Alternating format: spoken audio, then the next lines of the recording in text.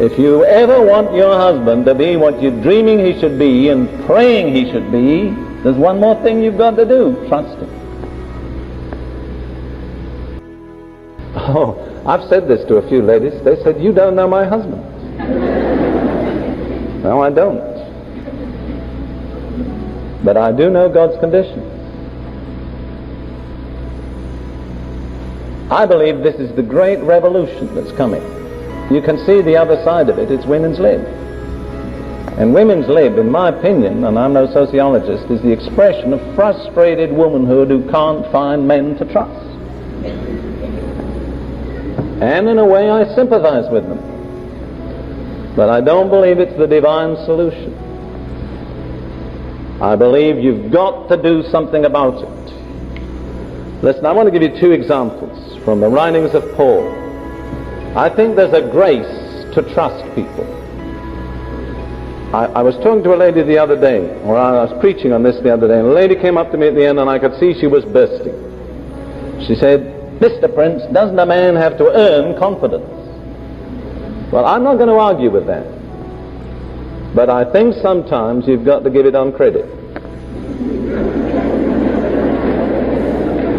You're willing to do everything else on credit. Why not that? I really do. Now, I want you to just read two passages from 2 Corinthians, and I've really come to the end of what I'm going to say.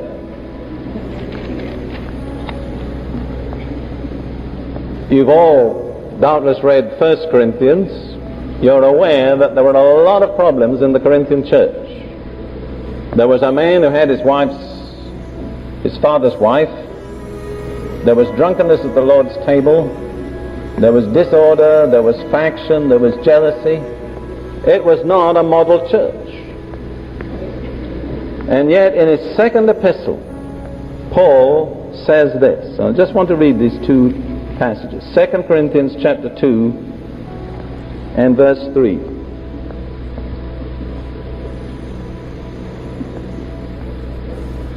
Second Corinthians 2:3. I wrote this same unto you, lest, when I came, I should have sorrow from them of whom I ought to rejoice, having confidence in you all, that my joy is the joy of you all. Isn't that an amazing statement? Could you have said that? Having confidence in you all.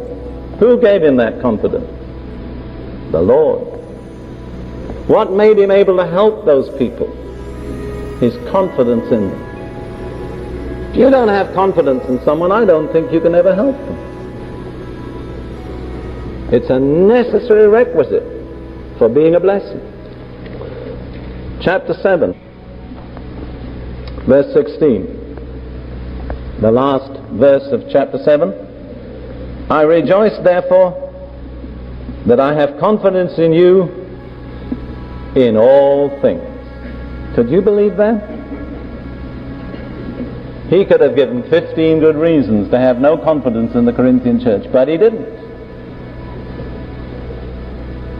Friend, the only thing that's going to lift people is trusting.